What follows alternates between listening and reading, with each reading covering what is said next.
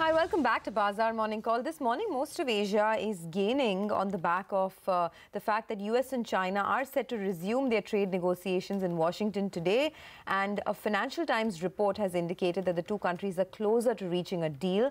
So on that impending deal closure, the Asian markets are actually moving higher. Hang Seng is up almost about 300 odd points. But we have our own cues to reckon with, sitting virtually at all-time highs. Let's see which way it goes today. Our entire team is here to give us the list of top 10 stocks as we head into trade this morning. Hi guys, morning to all of you. Anuj, what are you looking at today? So one large cap, one mid cap, Sonia. UPL, I think it's a stock which has come many times in my list. Yesterday also, I think the stock was down and it bounced back from 20-day moving average. Normally, it's a stock which does well if it bounces from there. It's among the strongest Nifty stocks for last many months now. And the other interesting stock I'm watching out for is Karur Vysya Bank. Over the last few days, there's been some buying in small banks. There was big delivery buying yesterday. It's underperformed most of its peers, and I was just looking at its valuations. It trades at 0.7 times price to book for FY20. So compared to peers, perhaps one of the cheaper banks. That could be the reason, because you've seen a bit of a shift now to value over the last few days. So for me, that could be interesting. Okay. Yeah, that's important. We've seen also strange moves in LVB. Yeah. So just watch out for this. Yeah, this WAPCO issue is important. This is because the global parent, there's been deal globally, okay. And that's why ZF is acquiring it globally. So now they're making an open offer for Indian unit as well.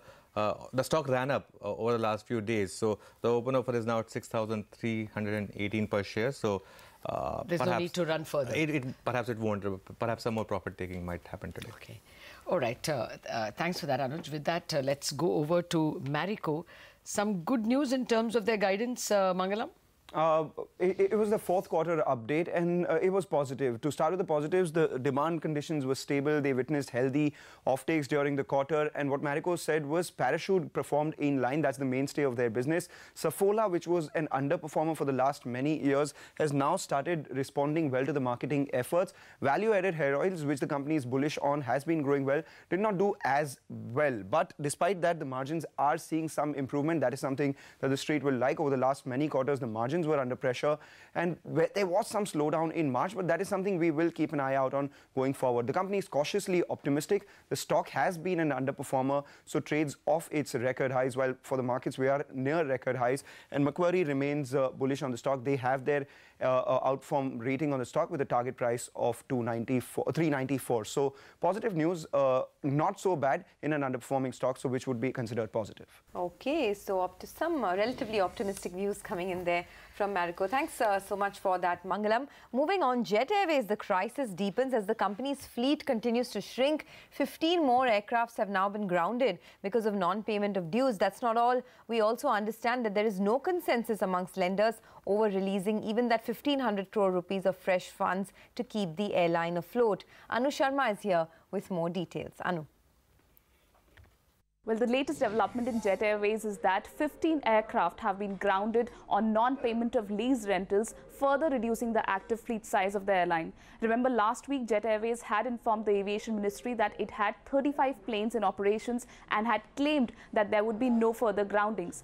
Also, yesterday, we learned from aircraft tracking websites and from government sources that the airline had 28 to 29 planes in operations till yesterday afternoon. So it remains unclear whether the active fleet count is 20 or 14. We are yet to hear from the regulator DGCA on the matter. We also learned from sources that lenders are set to hold a meeting in Delhi on April 4th, that is tomorrow, on the interim funding plan for the airline, because sources tell us that so far the lenders have been unable to reach a consensus on which ones among them will provide this sum. In fact, some banks are not willing to provide any more loans to the airline. Sources tell us that SBI was to inject funds worth rupees 530 crore rupees, and the remaining sum of 970 crore rupees was expected from other lenders. So before any of the two resolution plans that have been chalked out for the airline take off, doubts still remain on the emergency funding required to keep the airline afloat. Back to you. Well, you know, Anu, there's more than that. The reason why banks now will be even more hesitant to do that is, you know, the 51% of extra shares they allotted to themselves at 1 rupee was under the FEPTWEL circular. If that circular doesn't exist, you have a problem doing that kind of a revamp. The expectation of some of the bankers is that anyway, Naresh Goyal's shares are pledged to PNB. They have an NDU undertaking, non-disposal undertaking. So anyway, he can't sell off the shares. They are pledged to PNB, and therefore the resolution can still work out. But this is certainly not positive. The FEPTRL circular going away is negative for those who are trying to resolve JET.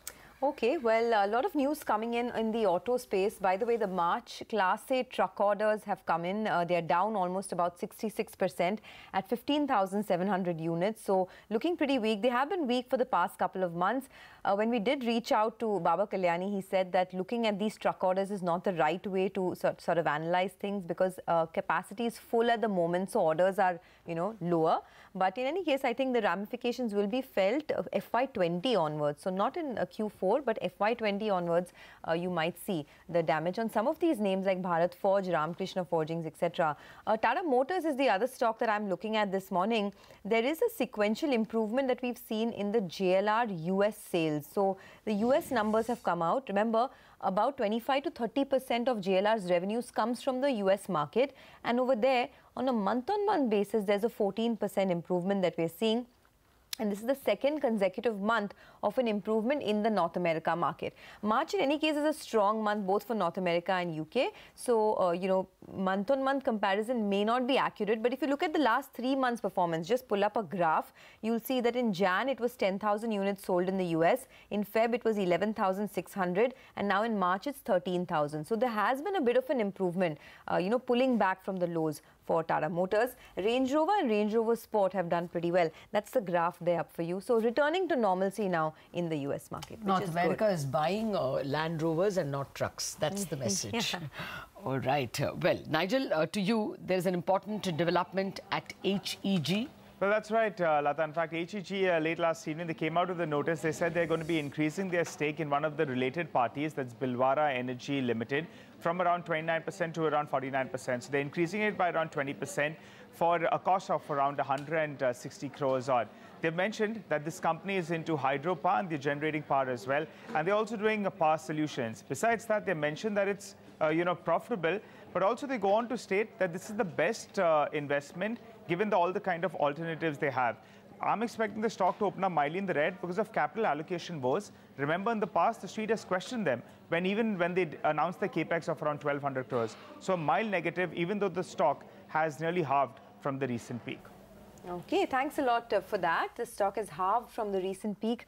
Mangalam is also here to tell us about a couple of more stocks that are in the news this morning. Mangalam, morning. Well, I have a list of a handful of stocks. We start with DB Realty. Some negative news coming in. Incremental pledges by the promoters, nearly 77.5 lakh shares, which amounts to about 3% of the total equity. Remember, as of December, 71% of the promoters' stake is pledged already. So some incremental pledge coming in on DB Realty.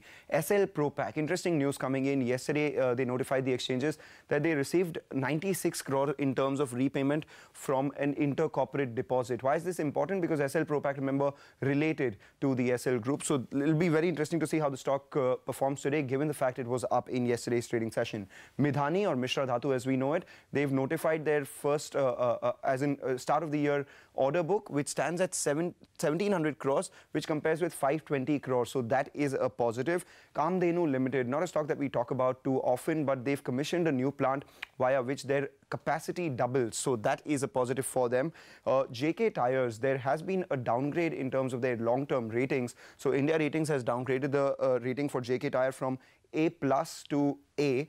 And similar is the sort of cuts that we've seen on McLeod Russell as well, where ICRA has downgraded the company's long-term rating from ICRA AA- to ICRA A. So see some negative moves in the last couple of stocks. Okay, well, thanks a lot for that. The big overarching theme globally has been the move in crude. So crude is now up about 35% in 2019 and has been gaining for the fourth straight day. Which are the stocks that could be impacted today? Well, I guess the usual suspects, but it's not that they always are one-to-one moving with crude. Nevertheless, for what it is worth, let's watch out the paint stocks. Let's watch out Asian Paints and Kansai. Kansai anyway is reeling because it's a big supplier to Maruti. So there are other problems for that stock. As well for Seat, Apollo Tyres. Tyre companies usually rise when synthetic rubber prices rise, and synthetic rubber prices rise when crude prices rise. So there could be a sentiment negative there. And again, these tyre companies are anyway suffering for other reasons because of the slowdown in the auto ancillary space, in the auto space. The usual suspects, HP, BP, they've been passing on their prices. I don't know why we should be negative about it, but it often works that way. Also aviation companies, right? Aviation. Grounding for jet plus, you know, higher crude prices doesn't bode well for jet for sure. Even the others might see some sentiment damage. But here's a quick recap of our top stocks. Stocks with positive news flow this morning: UPL, Karur Vysya, Marico, Tata Motors, SL Propack, Midhani and Kamdhenu. While stocks with negative news flow: Jet Airways, HEG, DB Realty, JK Tyres, McLeod Russell, Asian Paints, Kansai Nerolac, Seat, Apollo Tyres, HP, IOC and BPCL.